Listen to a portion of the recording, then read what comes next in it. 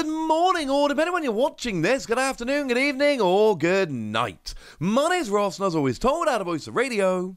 So today, we need to take a little bit of a look at some really super interesting new cards that are getting me a little bit excited. Starting off with Thievul, and somebody somewhere likes Thievul. And you can tell this, right? Every so often, we get a Pokemon that gets more cards than you would imagine, and they all tend to be kind of interesting. Thievul is not the most exciting of the Gen 8 Pokemon, I think that's fair to say, but this is already the 5th different Thievul card we've seen, and we had the one very recently in Evolving Skies that had that ability that made both players shuffle the hand, put them on the bottom of their deck, and draw 4 cards. So, yeah.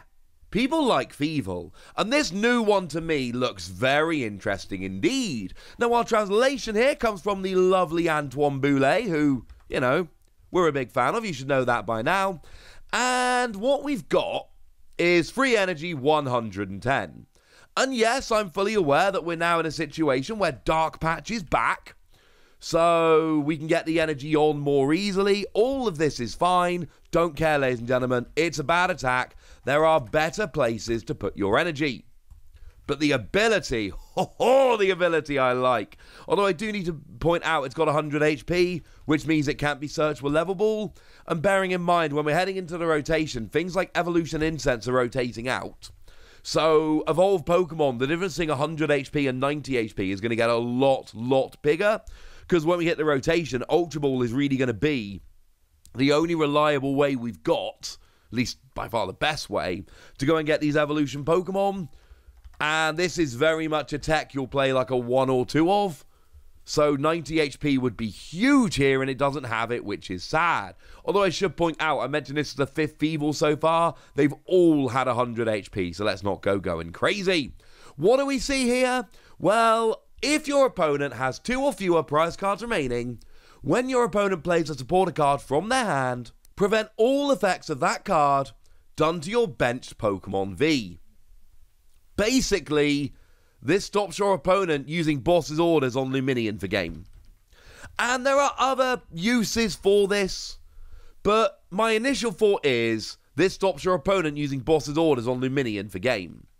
Because you see, like a lot of people, I like playing single prize decks, Wormadam being a particular favourite of mine at the moment.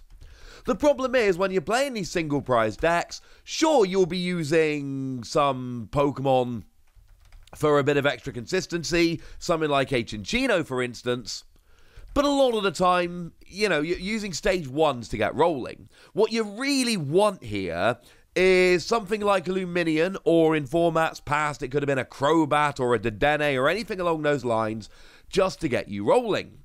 And you hope you never have to play it, but, you know, if you have a bad start, you got your Quick Ball, go and grab your 2-prizer, basic Pokemon, get rolling, and off you go. The problem is, that Pokemon is then sitting on your bench for the remainder of the game, just waiting for your opponent to gust and KO it.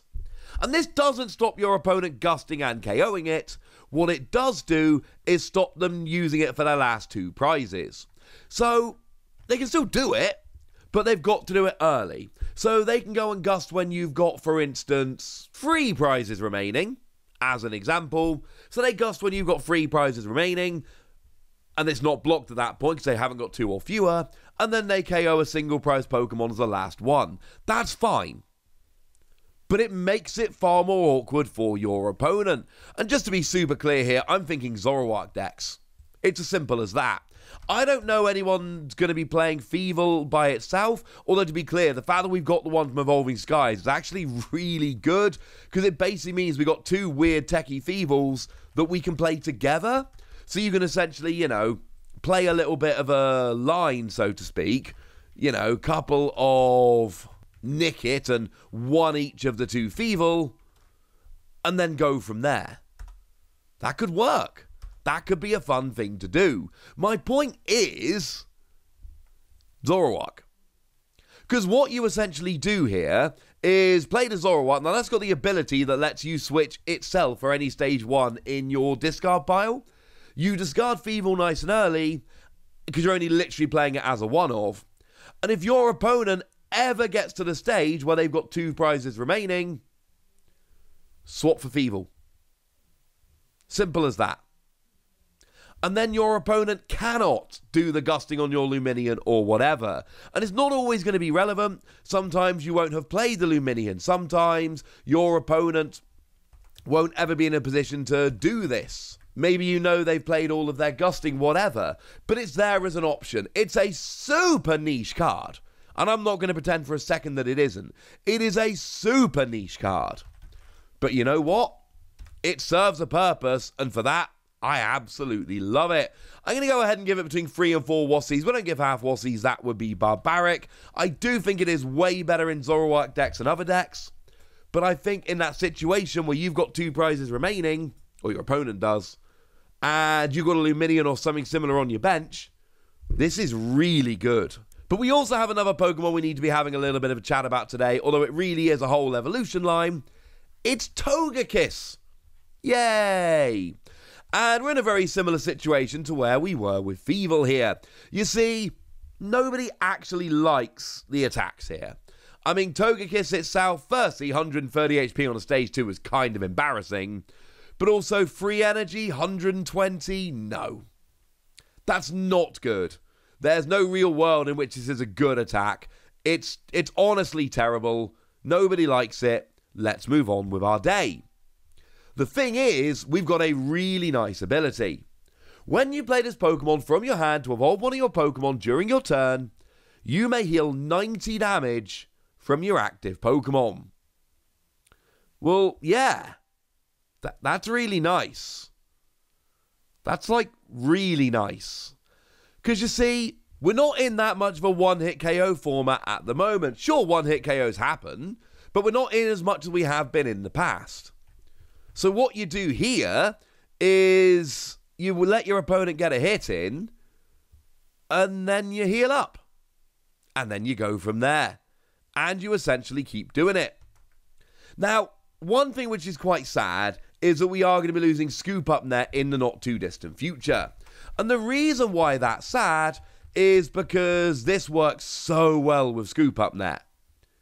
Because you pick it up, and then at any point in the future, you evolve back into it, you heal for another 90. We are still going to have Scoop Up Net for a short period of time.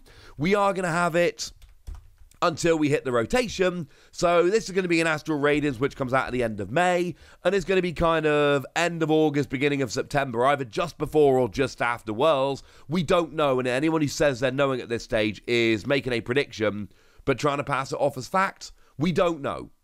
We will know at some point in the near future. As it stands at the moment, we don't know yet. So when we get the rotation, we're going to lose Scoop Up Net, and that is actually going to be rubbish, because Scoop Up Net makes this card way, way better. But at this stage, I really need to tell you about the other 2 parts of the evolution line, because these really are a lovely trio. Because you see, sure, Togekiss heals 90 when you evolve into it, but Togetic, when you evolve into it, heals 30 from your active, and Togepi, when you play it, heals 10 from the active. Yeah. Between them, they're healing 130. And this is why this is so good.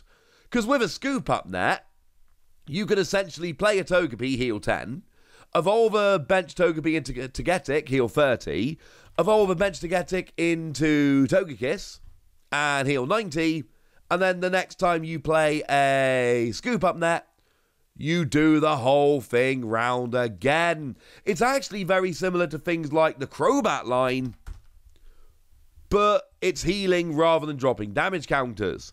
And also, you know, Zubat didn't do it. But we saw this with Golbat, and we saw it with Crobat, and actually, I suppose more recently, we saw it with Frogadier and Greninja, because they literally just copied it.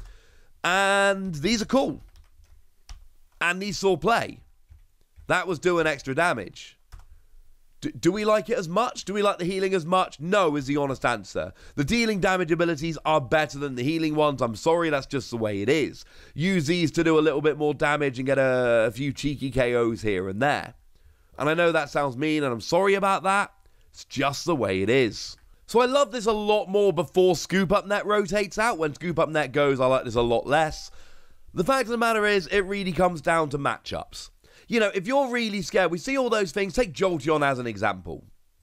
Jolteon loves to drop 1 damage counter with a Galarian Zigzagoon, and that'll activate the extra damage, so it does 100 to the active and 100 to the bench. And if they do that all in one go, there's nothing you can do about it. You know, drop Galarian Zigzagoon, then immediately attack. But if they drop a Galarian Zigzagoon right before they're forced to play something like a Professor's Research as an example, and then they don't get the attack off this turn, then next turn you can play a Togepi, and Togepi is literally the anti-Galarian Zigzagoon.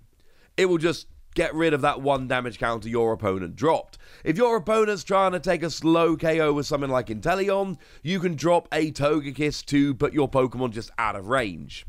And this is very much a matchup kind of line. It's not always going to work. It is not going to be great in every matchup. There are going to be plenty of matchups where you're either getting 1-hit KO'd or you're getting 2-hit KO'd, but healing 90 doesn't actually stop that. And this isn't going to do anything. But there are going to be plenty of matchups where this little bit of healing is going to end up being the difference between getting KO'd and surviving. And in those situations, I like these very much indeed. And I think I'm again going to give them between 3 and 4 Wassies. We don't give half Wassies. That would be barbaric. There are uses for these cards, but I do think they're pretty gosh darn niche. That's what I think. I want to know what you think. So let me know in the comment section, would you? Go nuts! Be nice! And then make sure you like this video, subscribe to this channel, follow me on Twitter at TheWassie, and Twitch for some live action at twitch.tv/PTCG Radio. If you want to support the channel, get some bonus podcasts and all that good stuff, head on over to patreon.com/PTCG Radio, where you can do exactly that. But by far the most important thing as always, look after yourselves till next time, would ya? Thank you very much for watching. My name's Ross, and you've been watching PTCG Radio.